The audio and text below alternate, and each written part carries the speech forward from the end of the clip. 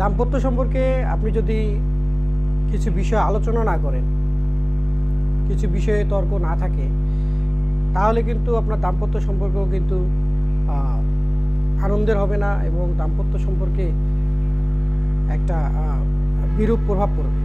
তো আপনি কোন বিষয়গুলো দাম্পত্য সম্পর্কে আলোচনা বা তর্ক বিতর্ক করলে ভালো, সেই বিষয়গুলো নিয়ে আজকে আমরা আলোচনা করব।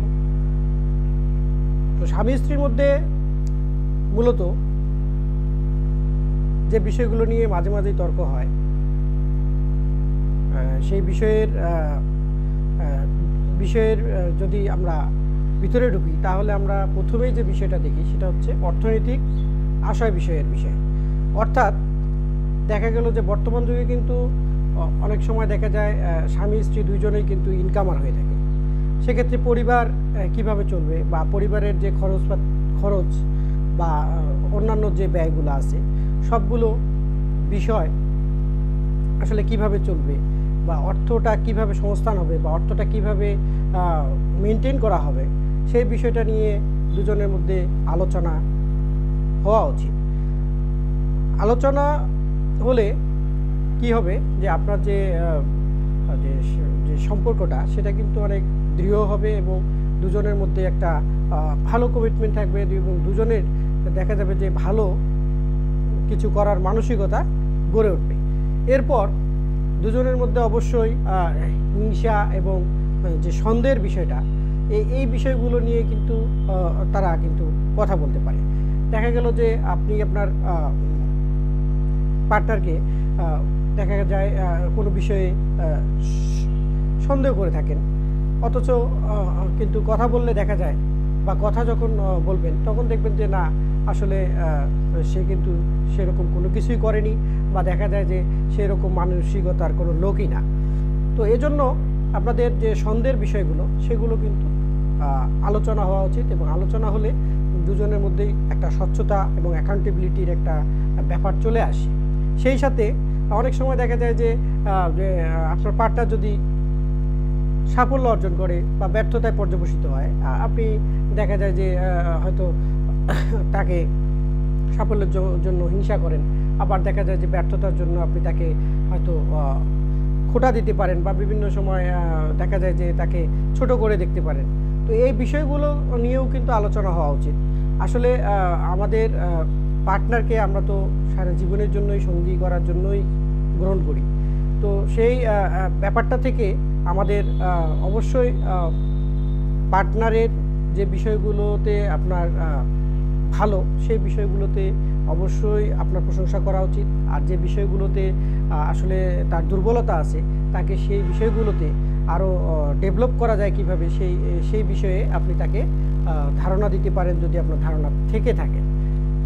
আরেকটা বিষয়, যারা দাম্পত্য সম্পর্কে আছেন তারা কিন্তু দেখা যায় যে অনেক সময় স্বামিত্ব বা স্ত্রীত্ব বিষয়টা গভীরভাবে প্রভাবিত করতে পারেন।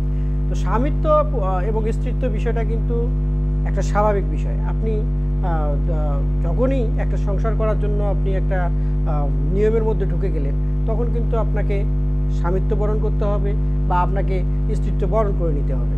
তো সেটা যেন একদম অতিরিক্ত মাত্রায় না হয় বা দেখা গেল যে আপনার স্বামী স্ত্রীর সম্পর্কে যেন কোনো ধরনের প্রভাব না ফেলে, বিরূপ প্রভাব, সেই বিষয়টা কিন্তু আপনার মাথায় রাখতে হবে। এরপর দেখা যায় যে অনেক সময় যে সিদ্ধান্ত নেওয়ার ক্ষেত্রে আমরা দেখি যে দুজনের মধ্যে আলোচনা হয় না। পুরুষরাই সাধারণত, বাংলাদেশের বেশিরভাগ পুরুষই এই সিদ্ধান্তগুলো নিয়ে থাকে পরিবারের ক্ষেত্রে।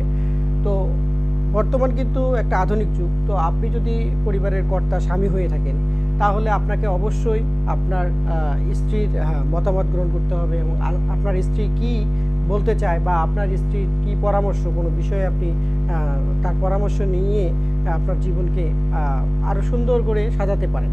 সেক্ষেত্রে যে স্বামী স্ত্রীর যে সম্পর্কের যে একটা সহমর্মিতার সম্পর্ক বা একজন সহ অবস্থানের যে সম্পর্ক, সেটা কিন্তু উঠে আসে। মূলত বাংলাদেশের মেয়েরা কিন্তু কখনোই যে স্বামীর উপরে তারা কিন্তু কথা বলতে চায় না। ইদারিং কিছু সংখ্যক মেয়ে অর্থনৈতিকভাবে সচ্ছল হওয়ার কারণে হয়তো কিছু কথা বলে থাকে, কিন্তু তারপরও যে স্বামীর যে ভূমিকা, সেই জায়গা থেকে কিন্তু অবশ্যই বাংলাদেশের যে সকল যে স্বামীরা আছে তাদেরকে অবশ্যই একটু সচেতনভাবে তাদের ওয়াইফের প্রতি যত্নশীল হতে হবে।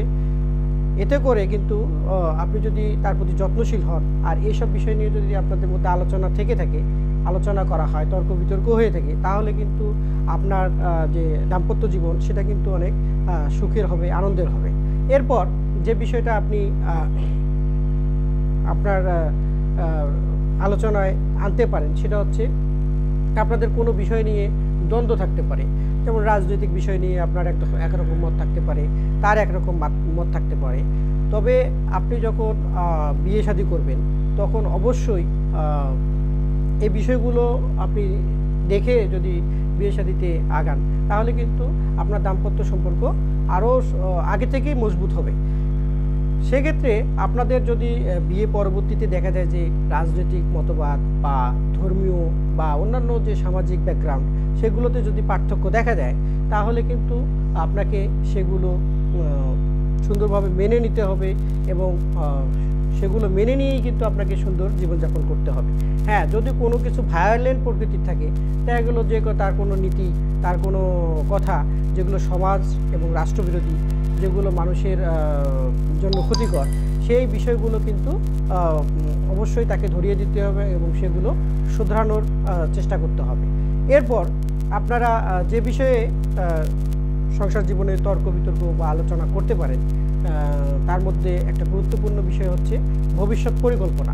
আপনাদের ভবিষ্যৎ পরিকল্পনা কেমন হবে বা আপনারা ভবিষ্যতে কি কি করতে চান, সেই বিষয়গুলো যদি আপনাদের আগে থেকে প্ল্যানিং করা থাকে, তাহলে কিন্তু আপনারা কিন্তু জীবনে অনেক ভালো করবেন এবং সেই জায়গায় আপনাদের দাম্পত্য সম্পর্ক অনেক সুন্দর হবে।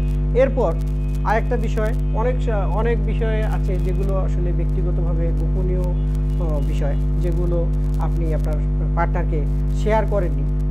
আমার মনে হয় আপনার যে ব্যক্তিগত কিছু বিষয় থাকে সেগুলো আপনি যদি আপনার সঙ্গীর কাছে খোলামেলাভাবেই আলোচনা করেন এবং আপনার সঙ্গী যদি ভালো মনের মানুষ হয়, তাহলে কিন্তু আপনাকে ওয়েল অ্যাকসেপ্ট করবে এবং আপনার যে আগের যে ভুল ত্রুটি বা আগের যে আপনার